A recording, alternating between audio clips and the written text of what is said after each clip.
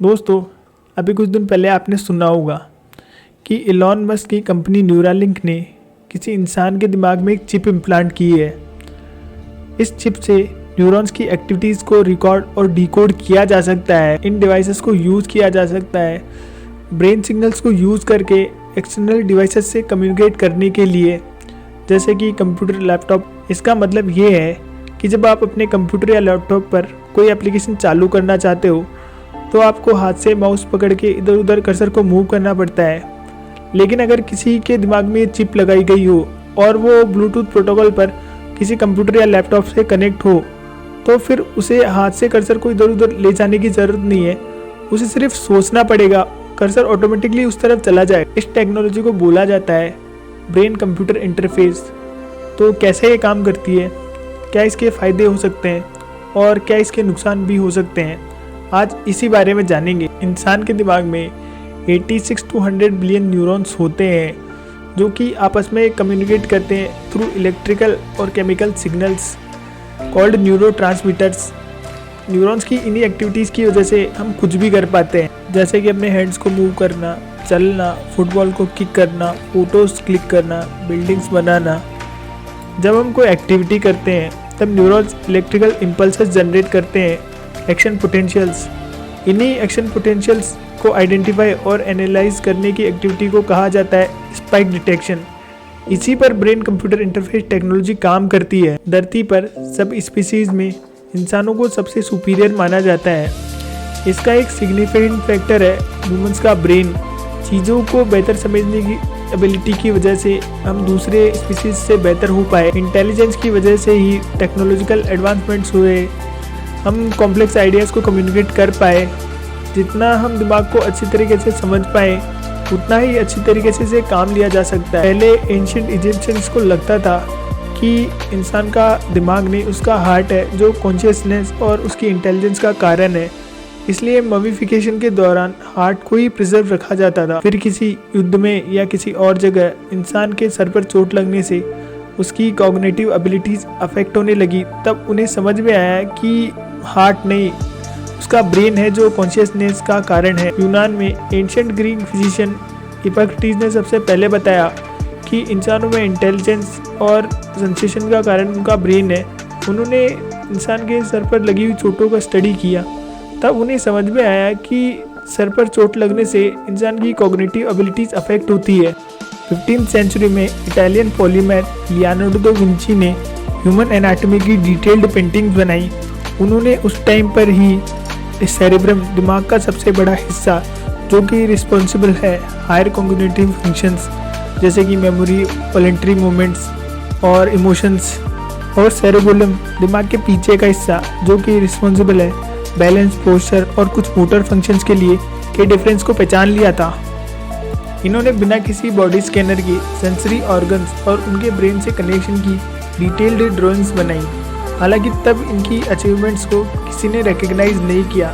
सदियां बीत जाने के बाद जब इनकी एनाटॉमिकल पेंटिंग्स लोगों को मिली, तब उन्हें पता चला कि इतने साल पहले बनाई गई ये पेंटिंग्स भी कितनी ज़्यादा साइंटिफिकली एक्यूरेट थी। इसके बाद 18th सेंचुरी में एक इटालियन फिजिसिस्ट लुइजी गाल्वानी ने एनिमल इलेक्ट्रिसिटी की डिस्कवरी की। उन्होंने फ्रॉग के अलग हुए पैरों में उसके मसल्स और उसकी नर्व्स में इलेक्ट्रिकल करंट अप्लाई किया, तब वो एक जिंदा फ्रॉग के पैरों जैसे ही लग रहे थे। गाल्वानी की थ्योरी ने ही सबसे पहले लिविंग टिश्यूज में इलेक्ट्रिकल इम्पल्सेस की एग्जिस्टेंस को प्रूव किया। ब्रेन कंप्यूटर इंटरफेस पर रिसर्च शुरू होती है 1960s में। 1960s में एक French American neuro scientist doctor Jacques Vidal ने बताया ब्रेन में न्यूरॉन्स की एक्टिविटीज़ को रिकॉर्ड किया जा सकता है और उन्हें डायरेक्टली यूज़ किया जा सकता है to control external devices. Brain computer interface technology की रियल वर्ल्ड में टेस्टिंग स्टार्ट हुई 70s में। 70s में एक American neuro scientist doctor Eberhard Fetz ने एनिमल्स के ब्रेन में इलेक्ट्रोड्स इम्प्लांट कर न्यूरॉन्स के पैटर्न को समझना स्टार्ट किया। इन्होंने मंकीज़ के ब्रेन के मोटर कॉर्टेक्स में इलेक्ट्रोड्स इम्प्लांट की। मोटर कॉर्टेक्स सेल्स में इलेक्ट्रोड्स इम्प्लांट करने से doctor Fetz motor cortex cells और फोरलिम्ब मसल्स के बीच के रिलेशन को समझ पाए। उन्होंने उस टाइम पर ही मोटर फंक्शंस में न्यूरॉन्स के पैटर्न का पता लगा लिया था, लेकिन उस टाइम पर इतनी एडवांस टेक्नोलॉजी नहीं थी जिससे इस पैटर्न को रियल टाइम में डिकोड किया जा सके। मोटर कॉर्टेक्स सेरेब्रल कॉर्टेक्स का एक हिस्सा होता है जो कि इन्वॉल्व होता है प्राइमरी वॉलंटरी मूवमेंट्स की प्लानिंग और एग्जीक्यूशन के लिए। Motor cortex central role play करता है मोटर कमांड्स जनरेट करने में, जो कि इनिशिएट और कोऑर्डिनेट करती है मसल्स एक्टिविटीज़ को। मसल्स एक्टिविटीज़ यानी कि हैंड्स को मूव करना हो, गिटार बजाना हो, कीबोर्ड पर कुछ टाइप करना हो, हमारे फेशियल एक्सप्रेशंस हो। इसको थोड़ा बेहतर समझने के लिए आपको ये समझना पड़ेगा कि हमारा दिमाग काम कैसे करता है। इंसान के दिमाग में 86 to 100 बिलियन न्यूरॉन्स होते हैं। न्यूरॉन्स वाइडली हमारी बॉडी से कनेक्टेड रहते हैं थ्रू स्पाइनल कॉर्ड। एक न्यूरॉन के मेन 3 पार्ट्स होते हैं, डेंड्राइट, सेल बॉडी और एक्सॉन। अब आसान भाषा में बोलूँ तो डेंड्राइट किसी न्यूरॉन का वो पार्ट होता है जो दूसरे न्यूरॉन से सिग्नल्स रिसीव करता है। सेल बॉडी इन सिग्नल्स को इंटीग्रेट करता है और अगर सिग्नल्स स्ट्रॉन्ग है तो एक्शन पोटेंशियल ट्रिगर करता है।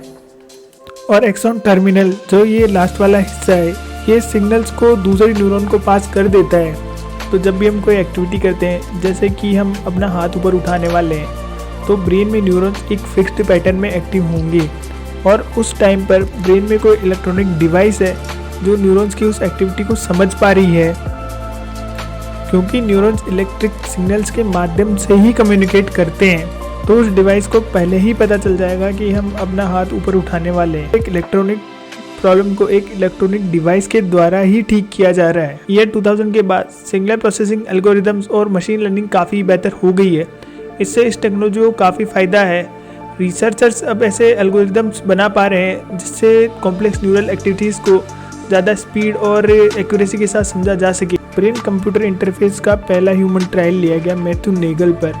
ये वेमाउथ हाई स्कूल में पढ़ते थे। 1999 में अपने हाई स्कूल पास करने के बाद मैथ्यू फुटबॉल में अपना करियर बनाना चाहते थे। एक कमाल के एथलीट थे और ये 2001 तक एक स्टार फुटबॉल प्लेयर बन चुके थे। इसी साल जुलाई में ये किसी कॉलेज के झगड़े में अपने एक फ्रेंड की मदद कर रहे थे, तो किसी ने इनको गर्दन पर हिट करा जिससे इनके स्पाइन में सीवियर इंजरी हुई और नेक के नीचे का पूरा हिस्सा पैरालाइज्ड हो गया था। इनकी ज़िंदगी वैसे भी दूसरों पर डिपेंडेंट थी, तो एक बेहतर ज़िंदगी के आस में इन्होंने इस ट्रायल में हिस्सा लिया था। ये 2004 में इनके मोटर कॉर्टेक्स में 96 इलेक्ट्रोड्स इम्प्लांट की गई थी। अब इन इम्प्लांट्स का फ़ायदा ये है, जैसा कि मैं आपको पहले बता चुका हूँ, कि ब्रेन में न्यूरॉन्स हमारी बॉडी मसल्स से कनेक्टेड रहते हैं थ्रू स्पाइनल कॉर्ड।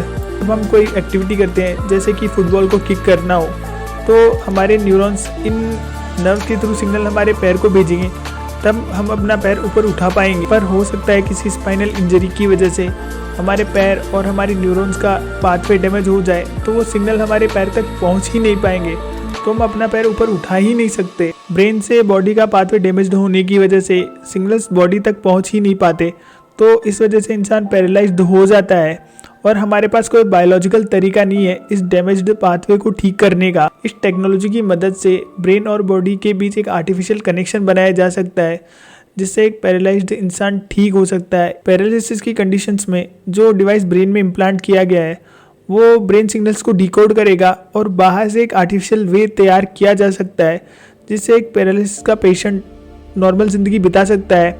2004 में मैथ्यू नेगल के जब ब्रेन में इम्प्लांट किए गए थे, तब उनकी लेफ्ट आर्म और एक कंप्यूटर को उनके ब्रेन से कनेक्ट करा दिया गया था, जिससे वो कर्सर को कंट्रोल कर पा रहे थे। ये 2016 में इलॉन मस्क ने इसी टेक्नोलॉजी पर काम करने वाली एक कंपनी न्यूरालिंक की स्थापना की। इलॉन मस्क का विजन अब से पहले जो अचीव किया गया था उससे काफ़ी आगे का था। इनकी डिवाइसेस से ज़्यादा नंबर ऑफ न्यूरॉन्स को रिकॉर्ड किया जा सकता है, जिससे कि ब्रेन को और बेहतर समझा जा सकता है। ये में केपेबल बना सकती है कई सारी साइकेट्रिक प्रॉब्लम्स, जैसे कि epilepsy, obsessive compulsive disorder, Parkinson और भी ऐसी कई सारी नॉन क्यूरेबल डिजीज़ हैं जिनका इलाज हो सकता है इस टेक्निक से हो जाए। अप्रैल 2021 में न्यूरालिंक ने वीडियो रिलीज़ किया। इस मंकी के ब्रेन में N1 चिप इम्प्लांट की गई है। इसमें आप देख पा रहे हो मंकी इस वीडियो गेम को प्ले कर रहा है विद जॉयस्टिक, और सामने की तरफ मॉनिटर पर जो चिप मंकी के ब्रेन में इम्प्लांट की गई है उससे न्यूरॉन्स को रियल टाइम में रिकॉर्ड किया जा रहा है। लेकिन थोड़ी देर बाद जॉयस्टिक के वायर को निकाल दिया गया, लेकिन कर्सर अभी भी मूव कर रहा है। इसका मतलब है जो चिप मंकी के ब्रेन में इम्प्लांट की गई है वो उसके ब्रेन सिग्नल्स को यूज़ कर रही है कर्सर को मूव करने के लिए। इस मंकी को ये लग रहा है कि जिस तरफ ये जॉयस्टिक मोड़ रहा है उस तरफ ही कर्सर जा रहा है, लेकिन सही में ऐसा नहीं है। वो सिर्फ सोच रहा है और वो डिवाइस उसके ब्रेन सिग्नल्स को यूज़ करके उस कर्सर को वहीं ले जा रहा है। पिछले कुछ सालों में कुछ ब्रेन इम्प्लांट्स किए गए हैं जिससे कुछ डिसबिलिटीज़ को दूर किया गया है, जिससे कुछ लोगों की ज़िंदगी बेहतर हुई है। एंड पिछले कई सालों से इन्हीं कंडीशंस में जी रही है। शादी के 1-2 साल बाद एक दिन अचानक से इनकी बॉडी पैरालाइज्ड हो गई और इनकी आवाज़ चली गई। पिछले 18 सालों से ये इन्हीं कंडीशंस में जी रही है। डॉक्टर्स को भी कोई आइडिया नहीं था कि ऐसा क्यों हुआ, पर अब ब्रेन इम्प्लांट और आर्टिफिशियल इंटेलिजेंस की वजह से उन्हें अपनी आवाज़ वापस मिल गई है। इनका ब्रेन ठीक था तो सिग्नल्स को यूज़ किया जा सकता था एक्सटर्नल डिवाइसेस से कम्युनिकेट करने के लिए। इनके ब्रेन में जो इम्प्लांट्स किए गए हैं इसकी वजह से जब वो कुछ बोलना चाहती है उस न्यूरल एक्टिविटी को रिकॉर्ड किया जाता है इस डिवाइस इलेक्ट्रोकोर्टिकोग्राफी ग्रिड के द्वारा, और सामने मॉनिटर पे एआई वही बोलता है जो वो कहना चाहती हैं। ऐसे बहुत से लोग हैं जिनकी बॉडी और ब्रेन का कनेक्शन कट चुका है, तो हो सकता है इस टेक्नोलॉजी की मदद से उन्हें एक बेहतर ज़िंदगी मिल पाए। एरिक सॉर्टो जब ये 21 ईयर्स के थे, किसी इंजरी की वजह से इनकी नेक के नीचे का हिस्सा पैरालाइज्ड हो गया था।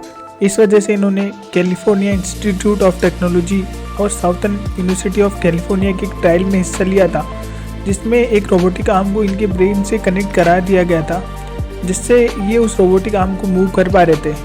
कई साल एनिमल्स पर ट्रायल करने के बाद मई 2023 में एफडीए ने न्यूरालिंक की N1 चिप को फाइनली ह्यूमन ट्रायल्स के लिए अनुमति दे दी। इससे पहले 2022 में एफडीए ने N1 चिप की ह्यूमन ट्रायल्स की रिक्वेस्ट को ये बताकर मना कर दिया था कि ये डिवाइस लिथियम बैटरी पर काम करती है। अगर किसी कंडीशन में ये काम ना करे तो बिना किसी टिश्यू डैमेज के इसे बाहर निकालना बहुत ज़्यादा मुश्किल होगा। जब न्यूरालिंक ने इन सेफ्टी कंसर्न्स के इश्यूज़ को रिजॉल्व करा तब उन्हें ह्यूमन ट्रायल्स की परमिशन मिली। इसके बाद सितंबर 2023 में न्यूरालिंक ने ह्यूमन ट्रायल्स के लिए लोगों को इन्वाइट करना स्टार्ट किया। उनकी प्रेफरेंस वो लोग थे जिन्हें कोई न्यूरल डिसेबिलिटी या न्यूरोलॉजिकल डिसऑर्डर हो। अगर हम स्पेसिफिकली न्यूरालिंक के N1 चिप के बारे में बात करें तो ये काम करती है ब्लूटूथ प्रोटोकॉल पर। साइज़ में छोटे होने की वजह से इम्प्लांट के दौरान टिश्यू डैमेज का रिस्क भी कम होता है, और साइज़ छोटे होने के बाद भी इलेक्ट्रोड्स का नंबर बहुत ज़्यादा है, इससे ज़्यादा नंबर ऑफ न्यूरॉन्स को रिकॉर्ड किया जा सकता है। अभी ये टेक्नोलॉजी अपनी स्टार्टिंग फेजेस में, तो इससे कुछ मोटर फंक्शंस और कुछ कॉग्निटिव एबिलिटीज़ को ही समझा जा सकता है, पर जैसे जैसे इस पर और रिसर्च होगी, न्यूरॉन्स को और बेहतर तरीके से समझा जाएगा, तो हो सकता है कि इससे ऐसे एल्गोरिदम्स बनाए जा सके जो कि ह्यूमन इंटेलिजेंस को बढ़ा सके। एक क्वेश्चन जो बहुत लोगों के दिमाग में होगा कि क्या ये सेफ़ है, क्योंकि ये एक ऐसी चीज़ है जो किसी के शरीर के अंदर होगी, और ब्रेन में चिप लगाना वैसे भी कोई आसान काम नहीं है। ये किसी के ब्रेन की न्यूरो सर्जरी है। ऐसी सर्जरीज में सबसे ज़्यादा रिस्क रहता है टिश्यू डैमेज का या इन्फेक्शन का। अगर ब्रेन में कोई टिश्यू डैमेज हो जाए तो हो सकता है उस इंसान को कोई परमानेंट डिसेबिलिटी हो जाए या कोई न्यूरोलॉजिकल डिसऑर्डर हो जाए, और चिप लगाने के बाद लॉन्ग टर्म में उसका कोई कॉम्प्लिकेशन ना हो। इस बारे में कुछ भी कहा नहीं जा सकता, इस पर अभी काफ़ी रिसर्च